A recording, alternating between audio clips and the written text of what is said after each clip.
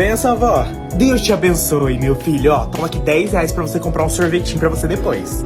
Obrigado. Benção, vovó. Deus te abençoe, filho. Tó, R$20 pra você comprar um docinho. Valeu. Ah, filho, quer saber? Toma aqui mais 50 pra você fazer o que você quiser. Obrigado, vô. Caramba. Aqui, filho. Tô R$100 pra você comprar, ó, um lanchinho pra você comer depois. R$100? Caramba, obrigado, vô. Ah, fi, volta aqui. Pra você guardar, ó. Guarda bem, hein? Toma mais 300. O que tá acontecendo? Todo seu. É por isso que vocês são as melhores vó do mundo, hein? Vou lá pegar uma carne.